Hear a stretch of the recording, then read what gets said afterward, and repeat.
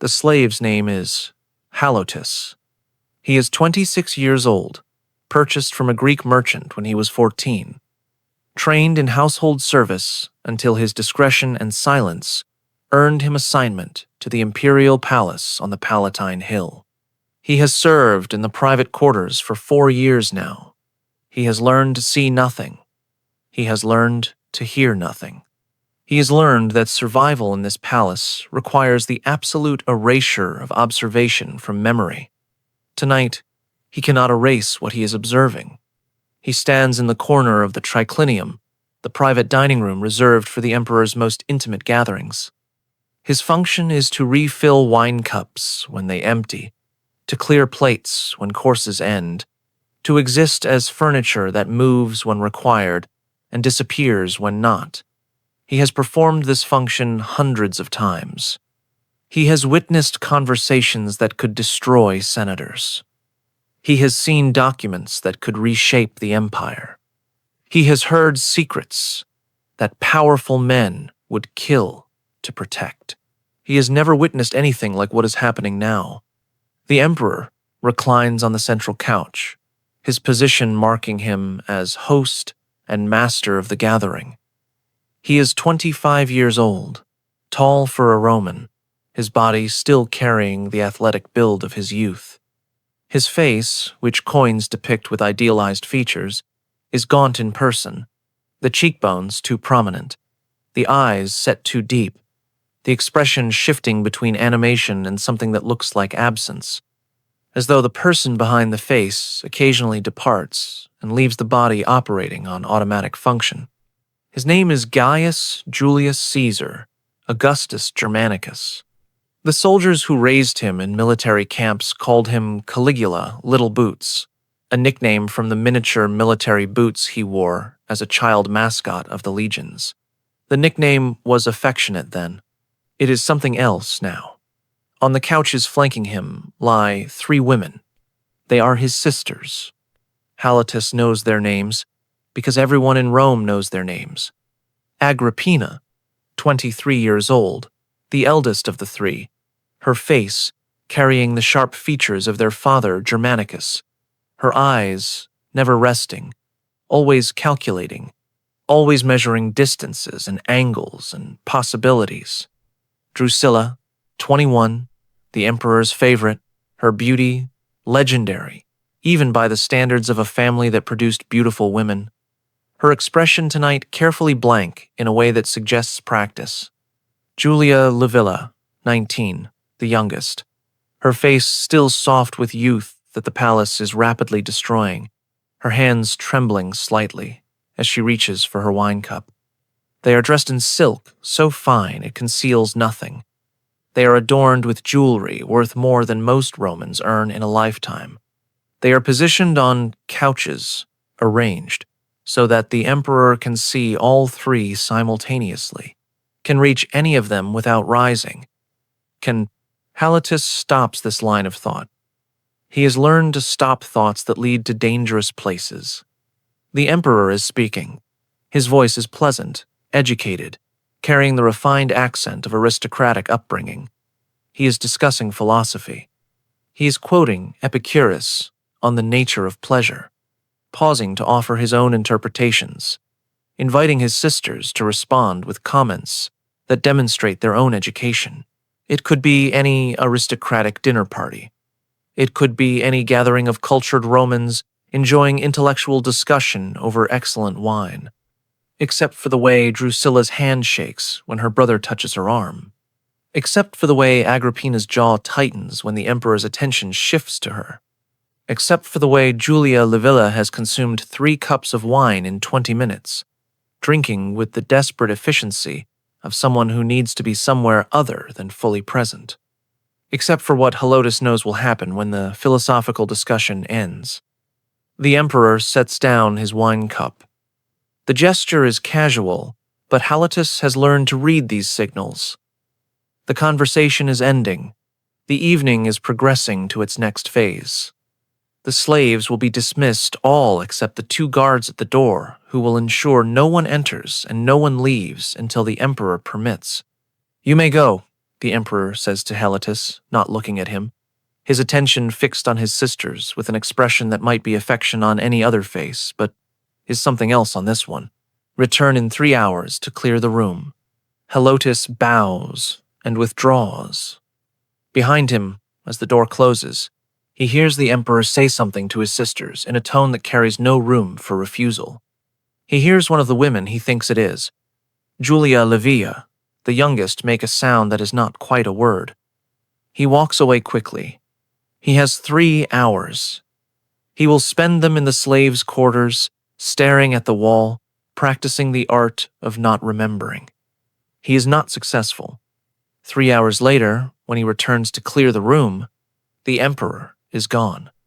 The 3 sisters remain on their couches, their silk garments disarranged, their carefully arranged hair destroyed, their faces carrying expressions that Helotus will see in his dreams for the rest of his life. Drusilla is crying silently, tears tracking down her cheeks without sound, her eyes fixed on nothing. Agrippina is not crying. Her face has hardened into something that looks like carved stone, her eyes burning with an emotion that Helotus recognizes as hatred so intense it has transcended feeling and become purpose. Julia Livilla is unconscious. The wine and whatever else was in the wine has finally granted her the escape she sought. Her breathing is shallow, but steady. She will wake eventually. She will remember eventually. The escape is temporary. Helotus begins clearing the plates. His hands are steady because he has trained them to be steady. His face shows nothing because showing anything is death in this palace. But inside, in the space where he still exists as a person rather than a function, he is screaming. What you are about to learn has been debated by historians for 2,000 years. The ancient sources, Suetonius, Cassius Dio, Tacitus, all record that the Emperor Caligula engaged in incestuous relationships with his 3 sisters. They record it bluntly, without the euphemism that characterizes discussion of other imperial scandals. They name the sisters. They describe the relationships. They specify that this was not rumor or accusation, but accepted fact within the imperial court. For centuries, scholars dismissed these accounts as propaganda. Surely, they argued, these were exaggerations designed to discredit a dead emperor. Surely no Roman, even an emperor, would violate such fundamental taboos so openly. Surely the sources were repeating hostile gossip rather than documenting actual events.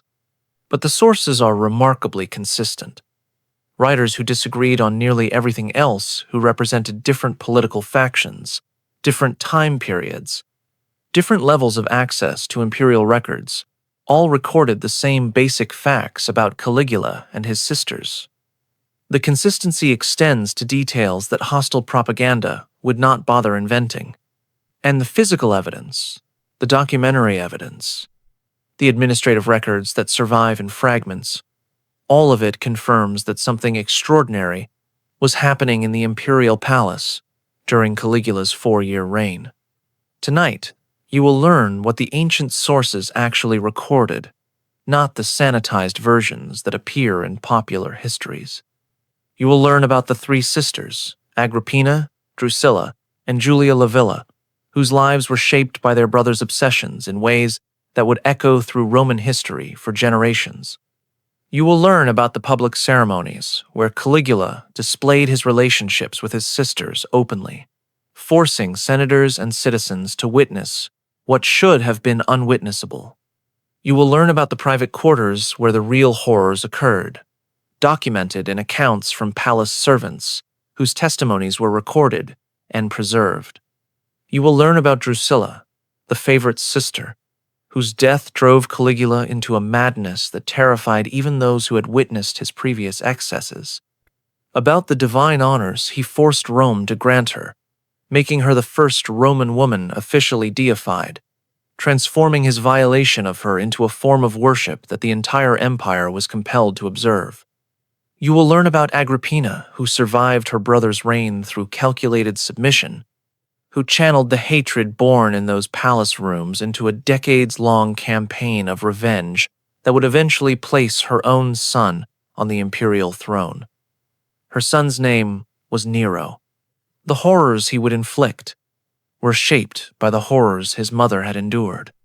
You will learn about Julia Livilla, the youngest, who sought escape through wine and eventually through conspiracy, whose attempt to free herself led to exile on a barren island where she starved to death at 24 years old.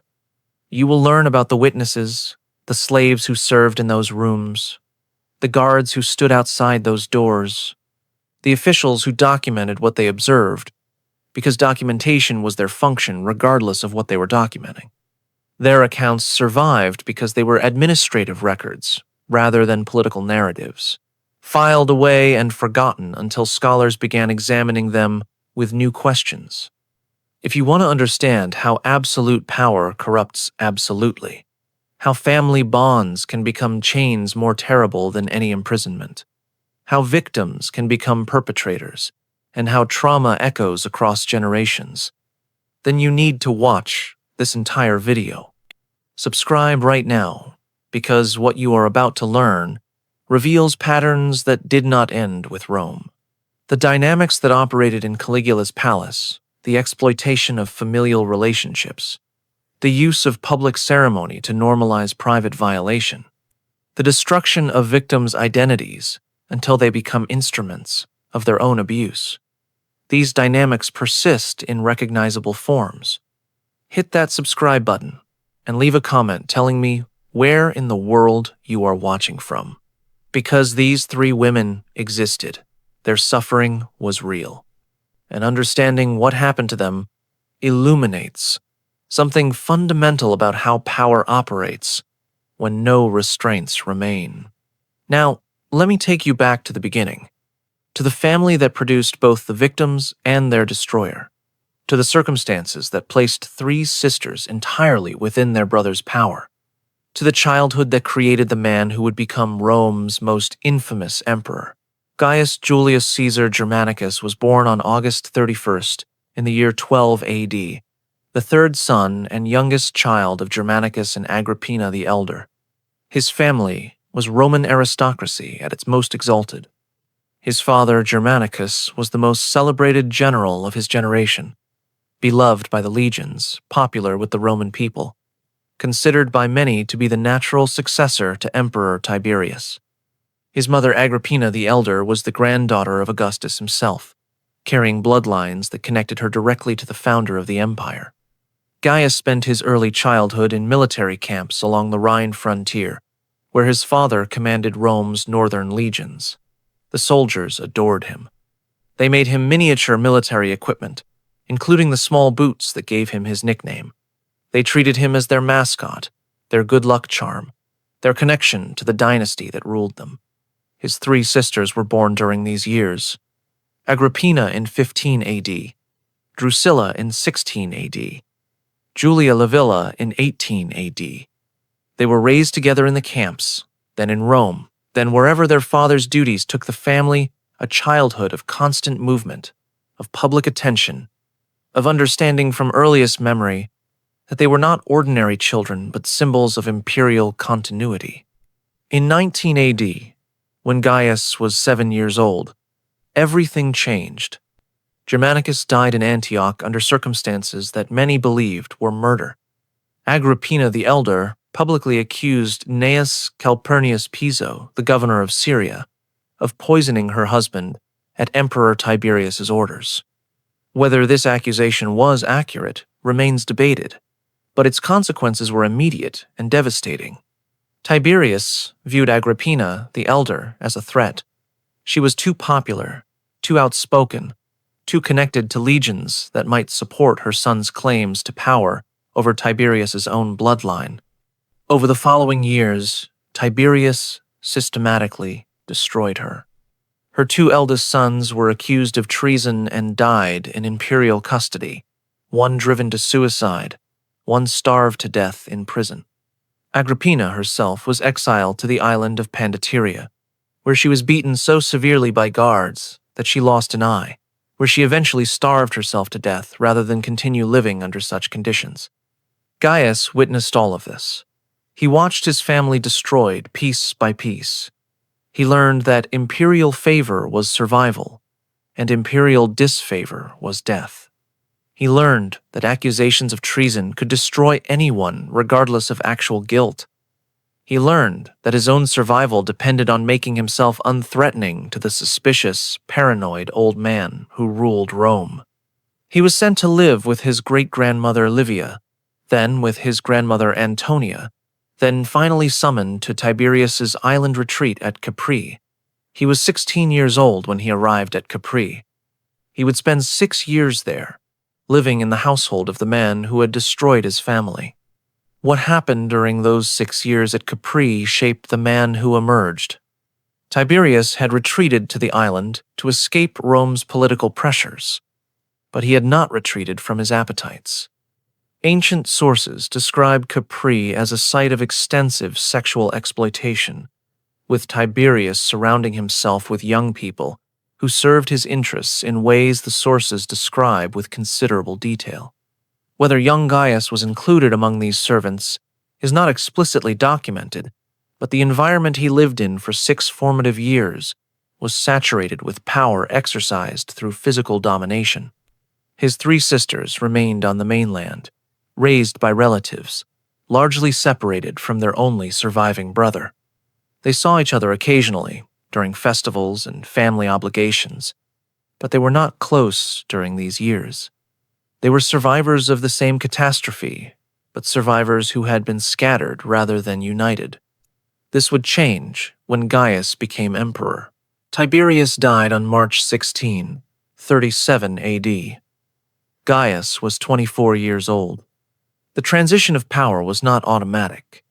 Tiberius's will named both Gaius and Tiberius's biological grandson, Gemellus, as joint heirs. But Gaius had spent 6 years cultivating relationships with the Praetorian Guard, with key senators, with anyone who might matter when the moment of succession arrived. Within days, the Senate declared Tiberius's will invalid. Gaius was proclaimed sole emperor. Gemellus was sidelined with the consolation title of Princeps Juventudis, heir apparent. He would be dead within a year, executed on Gaius's orders for alleged conspiracy. Rome celebrated. After the grim final years of Tiberius's reign, the treason trials, the executions, the atmosphere of pervasive fear, Gaius seemed like liberation. He was young, handsome, the son of the beloved Germanicus, the hope of a new generation. He granted amnesties to those Tiberius had exiled. He burned the treason trial records publicly, announcing that no one would be prosecuted for actions during the previous reign. He staged games and festivals and public banquets, presenting himself as a generous, benevolent ruler. And he sent for his sisters. Agrippina was 21 years old. Drusilla was 20. Julia Livilla was 18. They had spent years in the households of various relatives, raised as imperial ornaments, their value determined by the marriage alliances they could secure. Agrippina had already been married once, to Gnaeus Domitius Ahenobarbus, and had given birth to a son, the future Emperor Nero. Drusilla was married to Lucius Cassius Longinus, a union arranged during Tiberius's reign. Julia Livilla was married to Marcus Vinicius, another politically strategic match.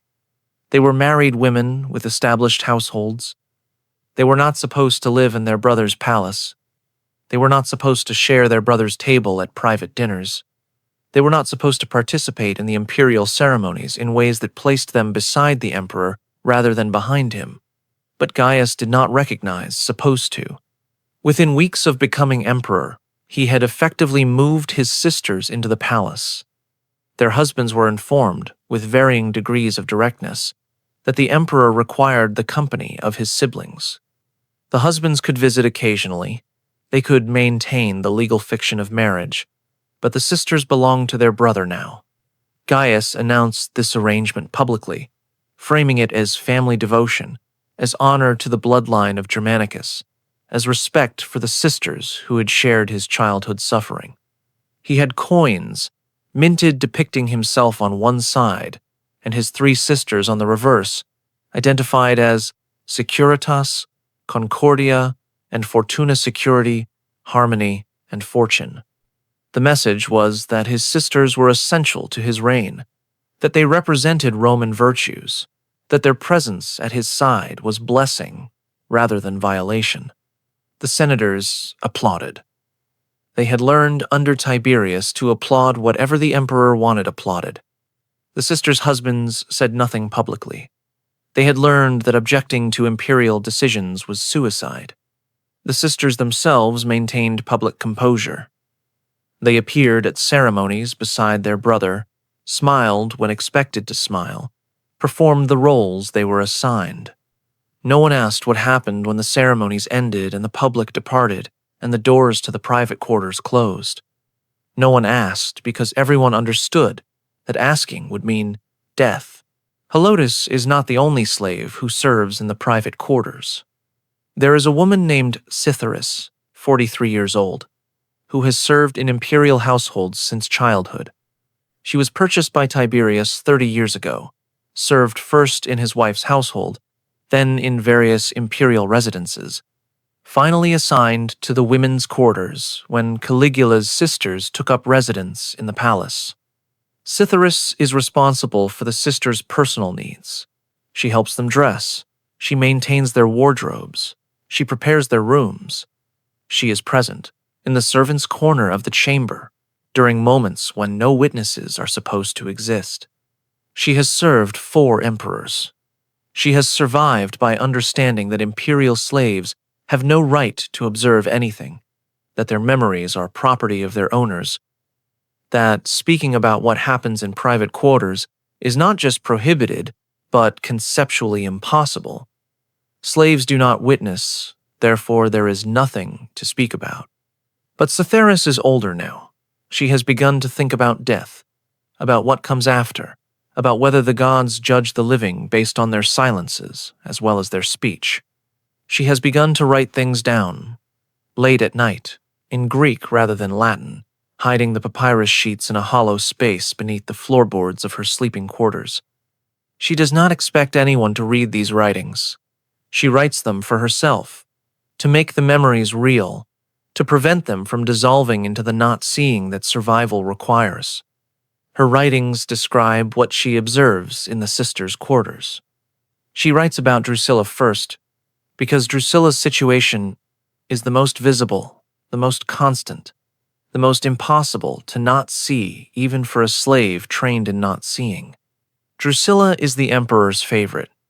This is known throughout Rome because Gaius has announced it publicly, has honored Drusilla with privileges that exceed even those granted to the other sisters, has made it clear that Drusilla holds a position in his household that is unlike any position a sister should hold. Cytheris writes that Drusilla's quarters are connected to the emperor's quarters by a private passage. The passage has no door that can be locked from Drusilla's side. The emperor comes and goes as he wishes, at any hour, sometimes multiple times per day. She writes that Drusilla has stopped sleeping normally. She dozes in fragments during the day, when her brother is occupied with imperial business. At night, she lies awake, listening for footsteps in the passage, never knowing when the door will open. She writes that Drusilla has begun refusing food, that her body has grown thin in ways that the elaborate clothing conceals from public view, that her hands shake constantly, and she has developed a habit of touching her own arms, her own face, as though confirming that her body still exists. She writes that Drusilla speaks sometimes, when she thinks no one is listening, words that Cytheris does not always understand but that sound like prayers, like pleading, like someone begging gods who do not answer. She writes that when the emperor visits, and she uses only that word, visits, without specifying what the visits involve, Drusilla becomes a different person. Her face goes blank. Her body moves automatically.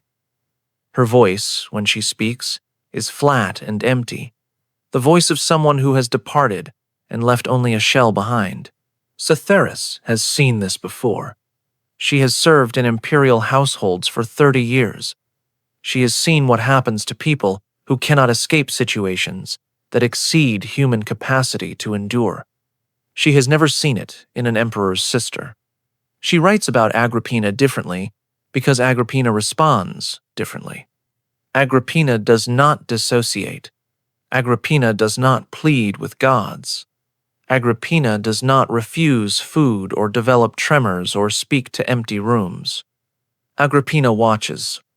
Cytheris writes that Agrippina's eyes are always moving, always noting, always calculating. When the emperor summons her, when she must participate in whatever her brother demands, her body complies, while her mind clearly operates on a separate track. She is present and not present simultaneously, but not in the broken way that Drusilla is not present.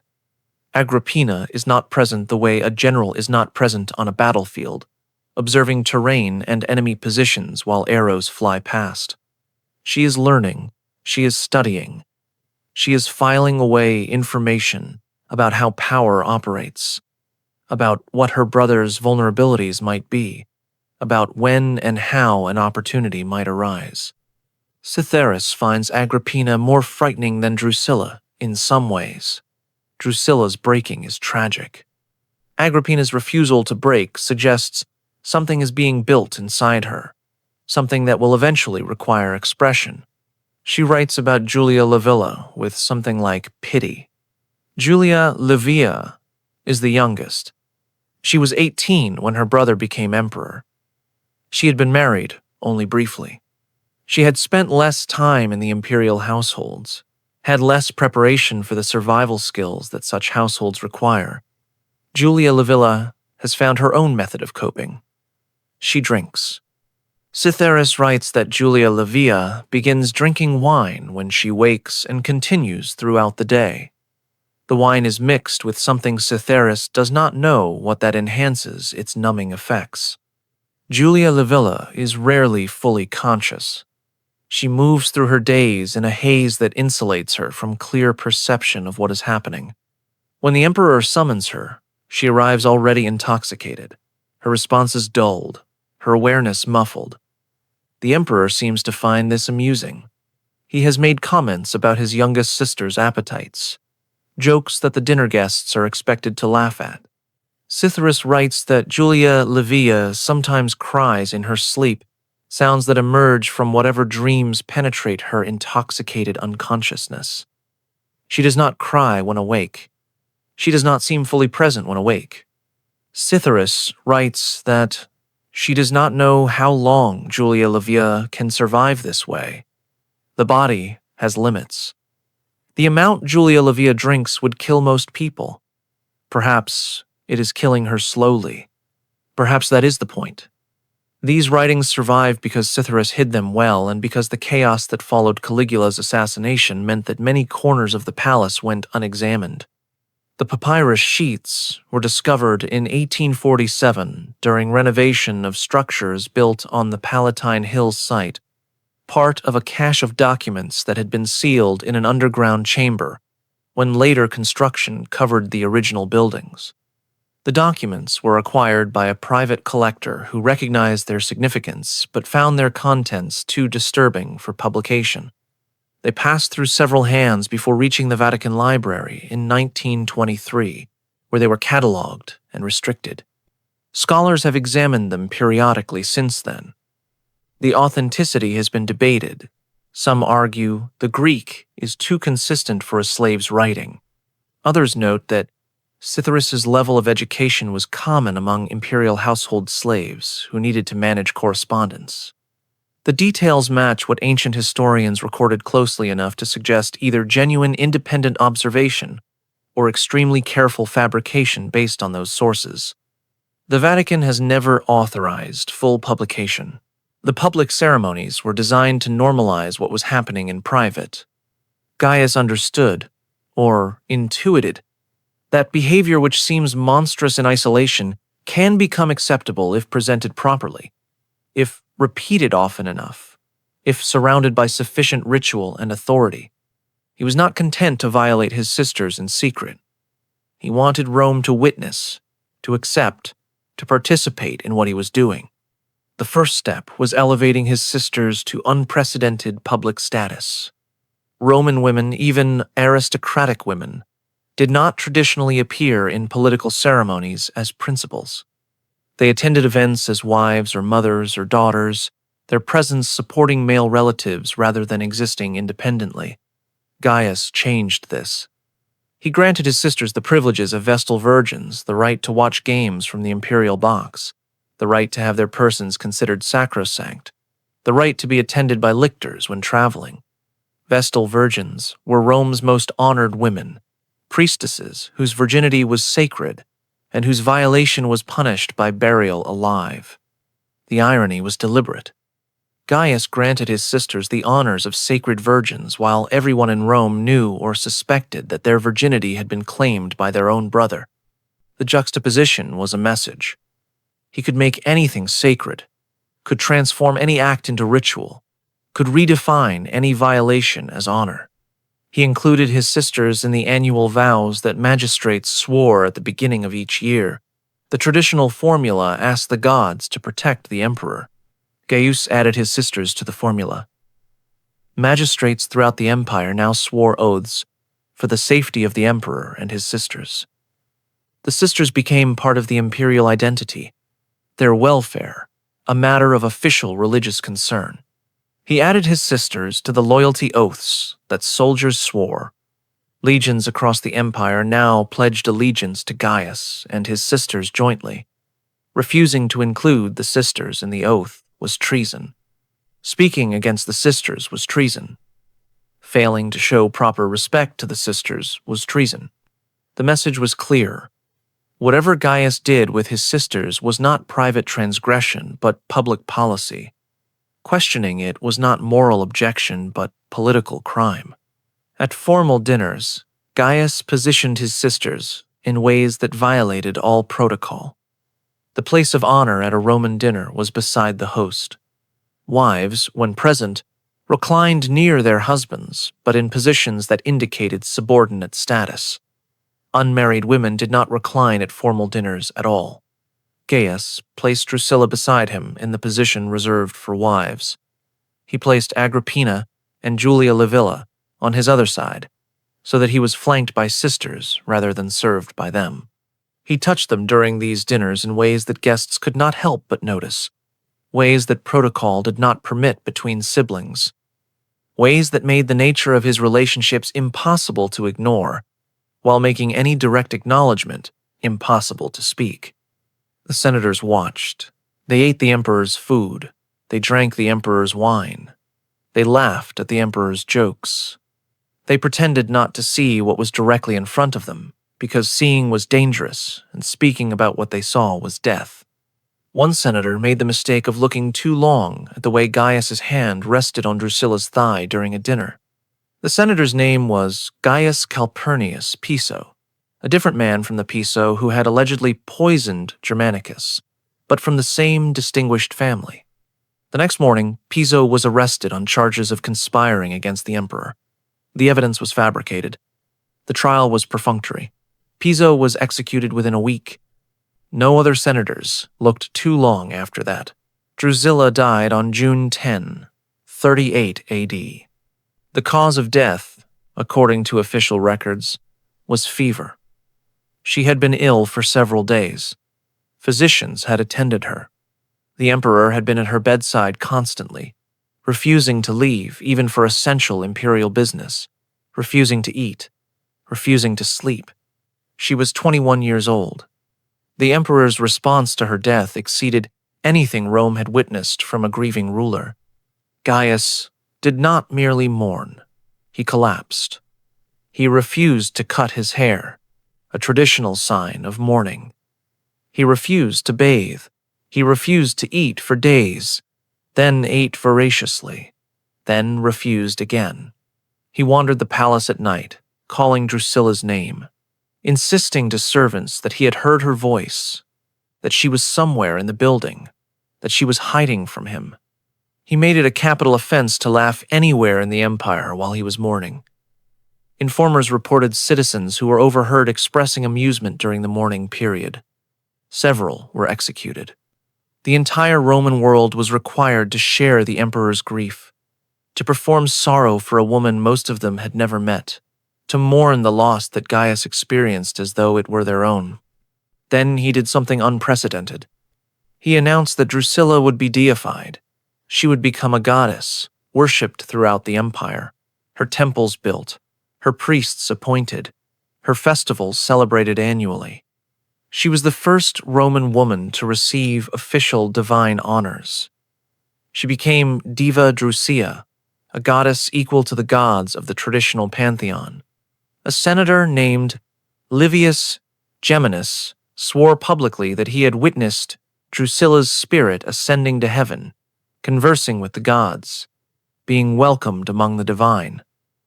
Gaius rewarded him with 1,000,000 sesterces. Other witnesses came forward with their own visions, their own testimonies, their own confirmations that the emperor's sister had truly become a goddess. Temples were constructed, statues were commissioned, priests were assigned, rites were established. Throughout the empire, Roman citizens were now required to worship a woman who had died at 21 after years of being violated by her own brother. The theology was complex. Drusilla was identified with Venus, goddess of love. She was also identified with Panthea, a syncretic deity combining aspects of multiple goddesses. The identification with Venus was particularly significant given the nature of her relationship with Gaius, the goddess of love, sanctifying what had been done in her name. Some Romans refused to participate in the new worship. A few were brave enough or foolish enough to voice objections. An equestrian named Livius Priscus commented that he did not see why a mortal woman, even an emperor's sister, should be worshipped as divine. He was executed the same day his comment was reported to the palace. The message was clear. Gaius had transformed his violation of Drusilla into religious devotion. To question the worship was to question what the worship commemorated. To refuse to pray to Diva Drusilla was to condemn the relationship that had made her divine. The entire empire was now complicit. Every citizen who offered incense at Drusilla's shrine, every soldier who swore by her name, every priest who performed her rites, all of them were participating in the sanctification of incest. Whether they understood this or not, Agrippina watched this transformation with the calculating eyes that Cytheris had documented. She was learning. She was understanding how power could reshape reality, how violation could become worship, how the unthinkable could become not merely acceptable, but mandatory. She was 22 years old. She had survived her brother's reign for over a year. She had submitted to what submission required. She had maintained her composure, her dignity, her capacity for observation, and she had begun to plan. The conspiracy emerged in September of 39 AD. The details remain partially obscure because the principal sources were destroyed after the conspirators' arrest, and the survivors had reason to obscure their own involvement. But the outline is clear from multiple independent accounts. A group including Agrippina, Julia Livia, and several prominent senators had begun meeting secretly to discuss removing Gaius from power. The meetings were dangerous. Gaius had informers throughout the palace, throughout the Senate, throughout Rome. But the participants were desperate enough to risk exposure. The plan involved Gnaeus Cornelius Lentulus Gaetulicus, commander of the legions in Upper Germany. Gaetulicus was one of the few military commanders who had maintained his position through multiple reigns, a survivor who had learned to navigate imperial politics while keeping the loyalty of his troops. He had been corresponding with Agrippina, had expressed sympathy for the sisters' situation, had suggested that the legions might support a change in leadership if properly approached. The conspirators intended to eliminate Gaius and replace him with Marcus Aemilius Lepidus, who was married to Drusilla before her death, and who had maintained close connections to the surviving sisters. Lepidus was compliant, controllable, lacking the madness that made Gaius dangerous. Under Lepidus, the sisters would be free. Under Lepidus, Rome would return to something resembling normal governance. The conspiracy failed. Someone talked. The sources disagree about who, perhaps a slave who overheard planning discussions, perhaps a minor conspirator who sought to save himself through betrayal, perhaps one of Gaius's ubiquitous informers who had penetrated the group from the beginning. Gaius received word of the plot while traveling in Gaul in late September. His response was swift and characteristic. Gaetulicus was arrested and executed immediately, without trial, without opportunity to speak in his own defense. His legions, which might have supported a coordinated uprising, had no time to organize resistance. The commander was dead before most of his officers learned anything was happening. Lepidus was arrested, tried in a perfunctory proceeding, and executed, before his death, under torture. He provided testimony about the conspiracy's participants and about his relationships with the emperor's sisters, relationships that Gaius claimed went beyond political alliance into physical intimacy.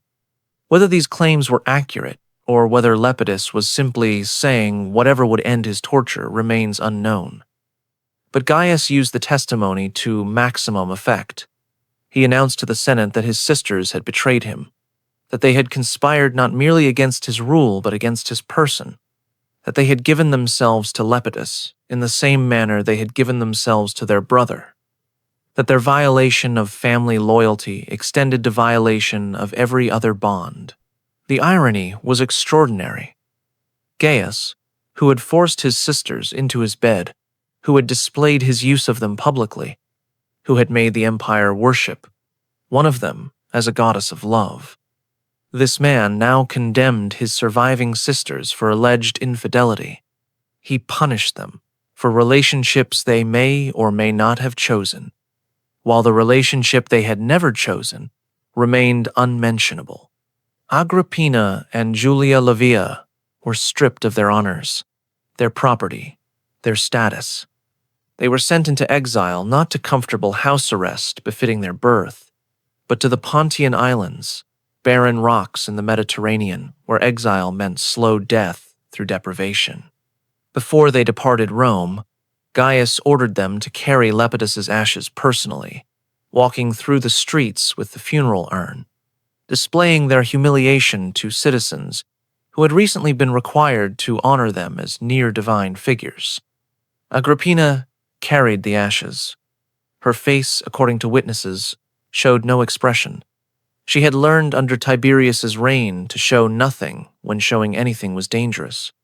She walked through Rome with the remains of the man who had tried to free her, the man whose death was also her condemnation, and she showed nothing.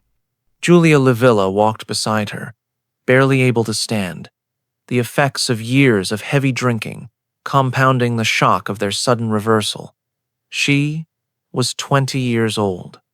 She had been an imperial princess, honored throughout the empire. Now she was in exile, condemned to islands where prisoners were forgotten and where death came slowly through starvation and exposure. Gaius watched them depart from a palace balcony.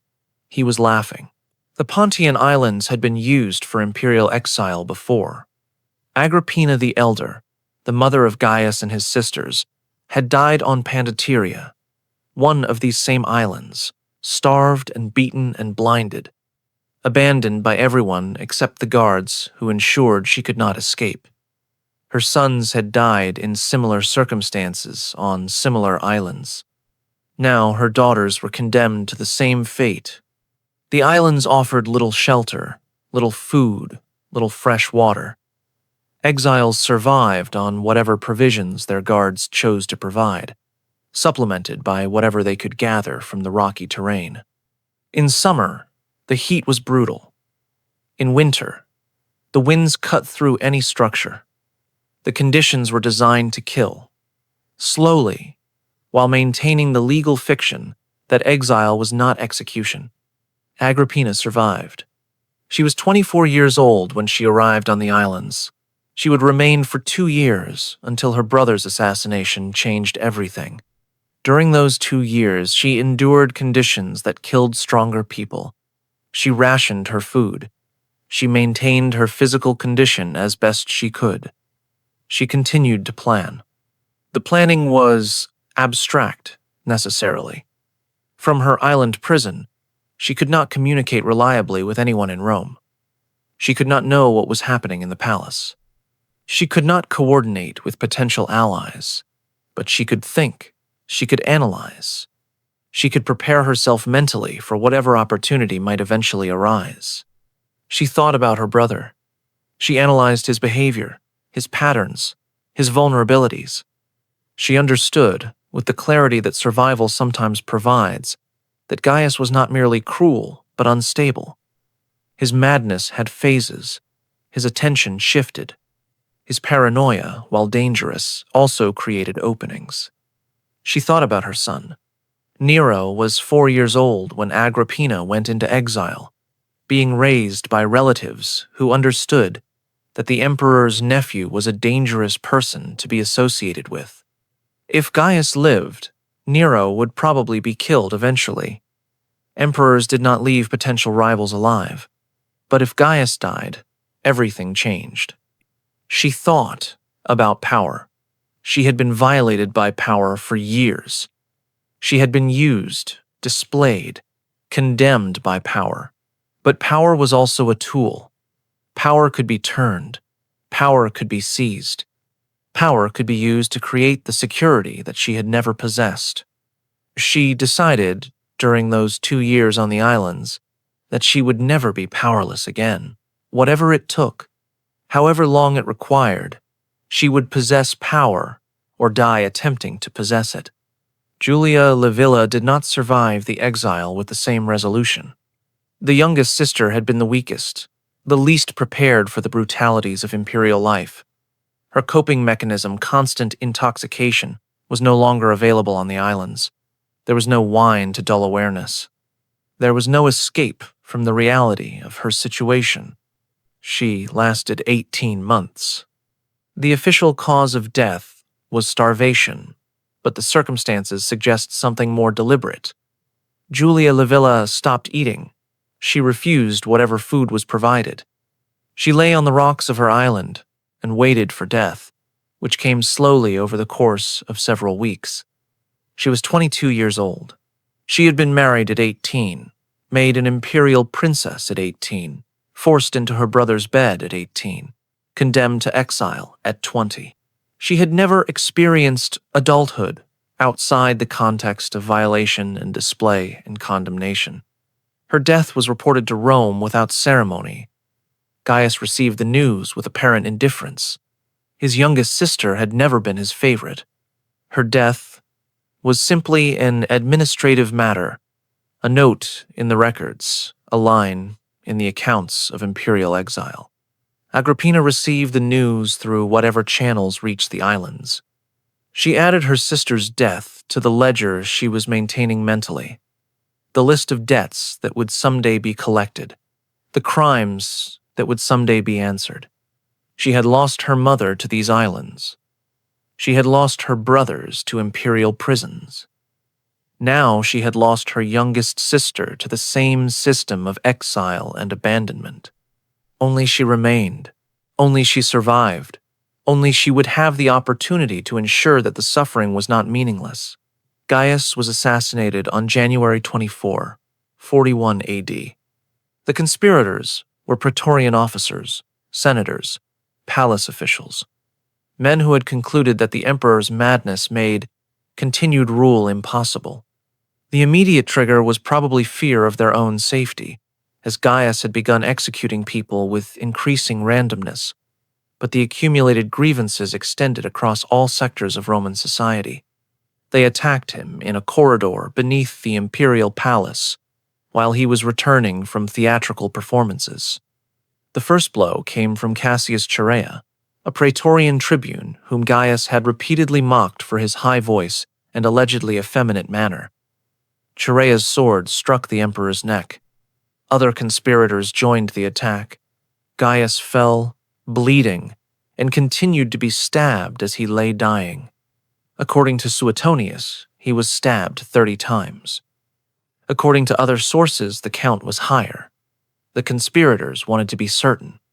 They wanted no possibility of survival, no chance of the madman recovering and taking revenge. His wife Cecilia was killed immediately after, along with their infant daughter, whose head was smashed against a wall. The conspirators were thorough. They were eliminating a bloodline. When news reached the islands where Agrippina remained in exile, she did not immediately celebrate. She was careful. She understood that the chaos following an assassination was dangerous, that new powers would emerge, that her own position remained precarious. But she was also watching, waiting, calculating. The new emperor was Claudius, her uncle, a man who had survived Tiberius's purges and Gaius's madness by appearing harmless, by emphasizing his physical disabilities and scholarly interests, by making himself seem too inconsequential to threaten anyone. Claudius had survived because no one took him seriously. Now he was emperor, plucked from hiding by Praetorian guards who needed someone from the Julio-Claudian line to legitimize their actions. One of Claudius's first acts was recalling the exiles. Agrippina returned to Rome within weeks of her brother's assassination. She was 26 years old. She had survived 2 years on the islands. She had outlasted the brother who had violated her, displayed her, condemned her, and she had plans. The next 13 years would demonstrate what Agrippina had learned in her brother's palace. She married twice more after returning from exile. Her second husband died under circumstances that later historians considered suspicious. Her third husband was Emperor Claudius himself, her own uncle, 30 years her senior, a man she targeted and pursued with the systematic determination she had developed during years of powerlessness. She convinced Claudius to adopt her son Nero as his heir, displacing Claudius's biological son Britannicus. She accumulated power within the palace, appointing allies to key positions, removing obstacles through exile or accusation or quieter methods. She appeared on coins beside Claudius, the first living Roman woman to receive such honor since her own depiction on Gaius's coinage. When Claudius became inconvenient when he showed signs of favoring Britannicus over Nero, when he began questioning Agrippina's influence, he died suddenly. The ancient sources unanimously attribute his death to Agrippina, typically through poisoned mushrooms served by a servant she controlled. She was 40 years old when her son became emperor. She had spent 14 years maneuvering, planning, eliminating obstacles. She had transformed herself from violated victim to imperial power broker. She had ensured that no one would ever again have the power over her that her brother had possessed. But power does not heal trauma. Power does not erase memory. Power does not transform victims into anything other than victims who now possess power. Nero, raised by the mother who had survived Gaius's palace, who had learned that power was the only protection, who had internalized lessons about control and violation and the elimination of threats, Nero became the emperor that such an upbringing might predict. He murdered Britannicus, his potential rival, at a banquet. He divorced and eventually executed his first wife, Octavia. He murdered his second wife, Poppaea, allegedly by kicking her while pregnant. And eventually, he murdered Agrippina. The relationship between mother and son had always been complex, entangled with the trauma that had shaped Agrippina, and with the control she exerted over Nero's rise to power.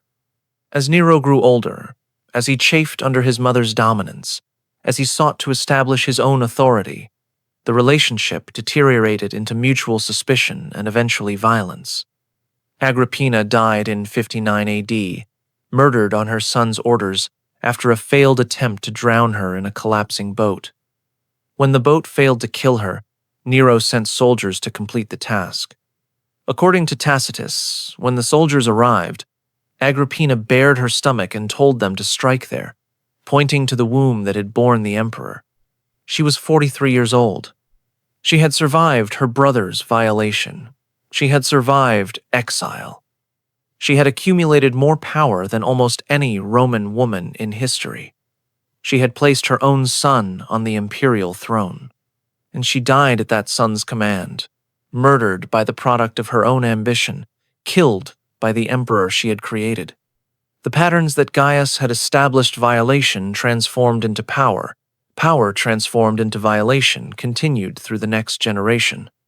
The trauma that he had inflicted did not end with his death. It propagated through time, shaping behaviors, distorting relationships, producing horrors that exceeded even what had been done in his palace. The ancient sources that document these events are remarkably consistent, but they are not neutral. Suetonius, writing approximately 80 years after Caligula's reign, had access to imperial archives and to individuals whose families had lived through the period. His account of Caligula's relationships with his sisters is direct.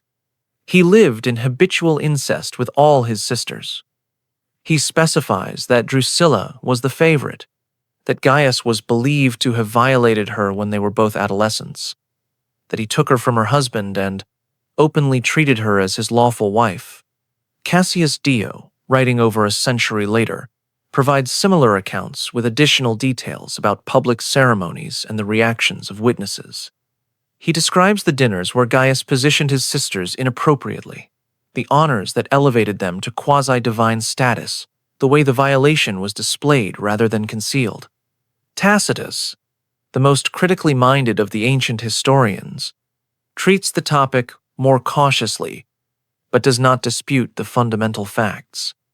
His account focuses more on Agrippina's later career, but the references he makes to her early experiences under Gaius are consistent with what other sources record.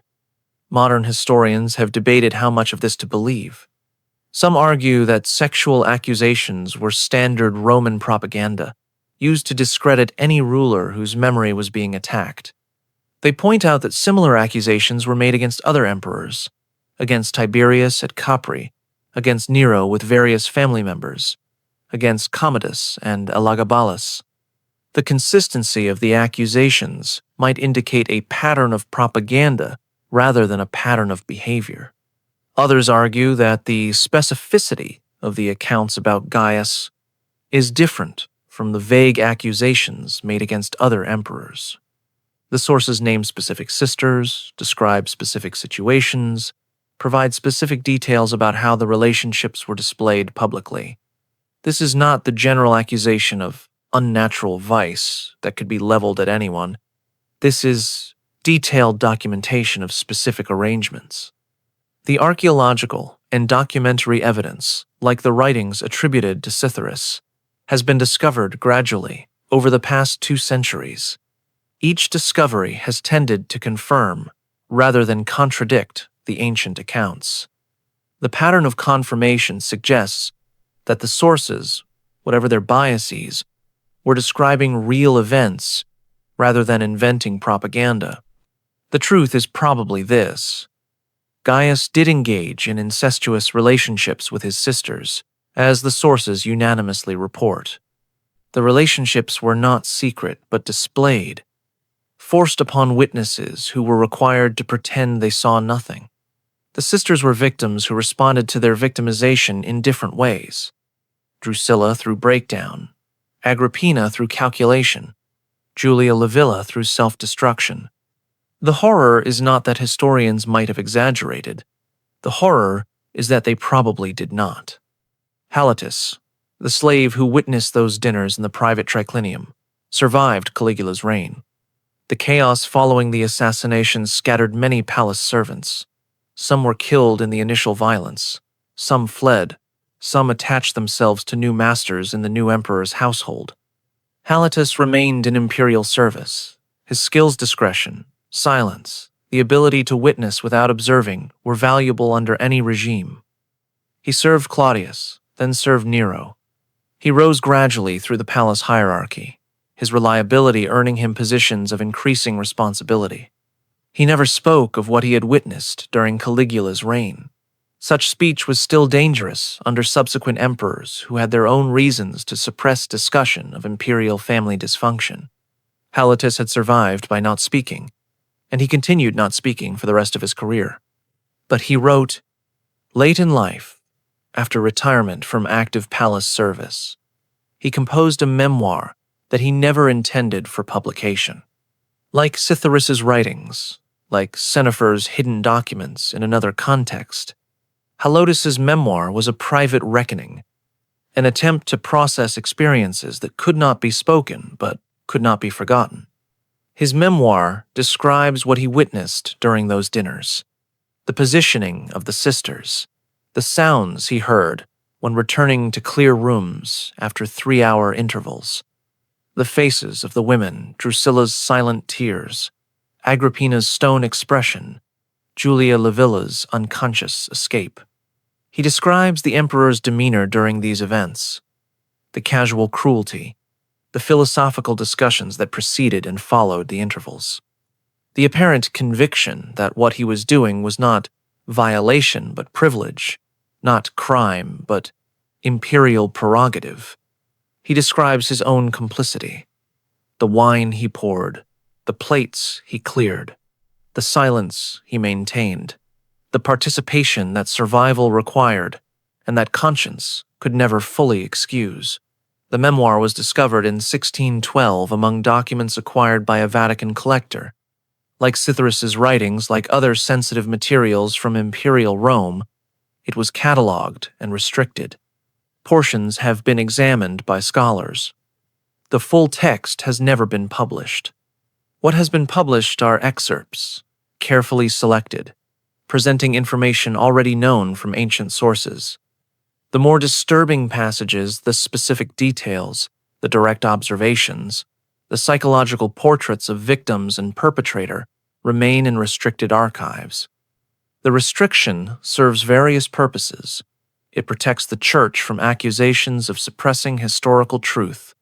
It maintains the commercial value of materials that might someday be published. It prevents sensationalism that might distract from serious scholarship. It also perpetuates the pattern that has characterized discussion of these events for 2,000 years. The truth is known. The truth is documented. The truth remains hidden, accessible only to those with proper credentials and proper discretion. The sisters were violated. The empire witnessed. The records exist. And still we speak of these matters in euphemism, in implication, in careful scholarly language that describes without quite describing. What does this history mean? It means that absolute power does not merely corrupt, but enables violations that would be impossible without the power to compel submission, to require silence, to redefine crime as prerogative. It means that victims respond differently to trauma, and that different responses do not indicate different levels of suffering. Drusilla's breakdown, Agrippina's calculation, Julia Livilla's self-destruction were all responses to the same violation, all valid, all ultimately inadequate against the power that had been deployed against them. It means that trauma propagates. Agrippina survived her brother's abuse, but she did not escape its effects. The power she accumulated, the son she shaped, the dynasty she extended, all of it was marked by what had been done to her. Nero's eventual murder of his mother was the final echo of patterns established in Gaius's palace. It means that public ceremony can normalize private horror. Gaius understood that witnesses who are complicit become silent. By forcing Rome to honor his sisters, to include them in oaths, to worship one of them as divine, he implicated the entire empire in what he was doing. Everyone who participated in those ceremonies was participating in the sanctification of incest, whether they acknowledged this or not. It means that erasure is ongoing. The restriction of documents, the euphemistic language of scholarship, the reluctance to name clearly what the sources clearly describe, all of this continues. The pattern that Gaius established, the pattern of requiring witnesses to pretend they do not see what is directly in front of them. The three sisters were real women who experienced real suffering. They had names: Agrippina, Drusilla, Julia, Livilla. They had lives before their brother became emperor, lives that included hopes and plans and expectations that did not involve violation by a sibling. They had responses to what was done to them: breakdown, calculation, escape, that were human responses to inhuman treatment. They deserve to be remembered not as items in a catalog of imperial scandal, but as individuals whose suffering illuminates something about power, about family, about the ways that those with authority can destroy those without it. Drusilla died at 21, transformed into a goddess by the brother who had destroyed her. Julia Livilla died at 22, starved on an island where she had been condemned for attempting to escape. Agrippina died at 43, murdered by the son she had raised, the emperor she had created, the last instrument of the trauma that had shaped her entire adult life. 3 sisters, 3 deaths, 3 outcomes that were different in specifics but connected in origin. What Caligula forced his sisters to do was worse than death, because it continued after death, propagating through generations, shaping emperors and empires, echoing through 2,000 years of history, in which the patterns he established continue to recur. The palace on the Palatine Hill is ruins now. Tourists walk through the remains, photographing columns and mosaics, imagining the grandeur of imperial Rome. Tour guides describe architectural features and political history. Information placards provide context about daily life in the ancient world. None of them mention what happened in the private quarters. None of them describe the 3 sisters who were confined there. None of them explain what the witnesses saw, what the slaves documented, what the survivors carried with them for the rest of their damaged lives. The silence is ancient. The silence is deliberate. The silence continues. But the documents exist. The testimony exists. The truth exists, waiting in restricted archives, waiting in fragments scattered across libraries and collections, waiting for scholars willing to examine what scholarship has preferred to avoid. The sisters existed. What was done to them was documented. What they experienced was real. Agrippina, Drusilla, Julia, Livilla. Remember their names. They were not scandals. They were not items in a list of imperial excesses. They were women whose brother happened to become emperor, whose lives were destroyed by his power, whose suffering was displayed for an empire that was required to pretend it saw nothing. They deserve more than euphemism. They deserve direct acknowledgement of what was done to them and why it was wrong, and how the patterns it established continue to damage people in contexts far removed from ancient Rome. If you found this account valuable, subscribe to this channel. Comment below telling me where you are watching from. Share this video with anyone who thinks ancient history is safely distant, who believes that what happened in Rome has no relevance to modern understanding of power and abuse and the complicity of witnesses. The palace is ruins. The empire is gone. The patterns persist. What Caligula forced his sisters to do echoes still, in every family where power enables violation, in every institution that requires silence about what witnesses observe, in every system that transforms private horror into public ceremony. The sisters are gone. What they experienced remains. Remember them.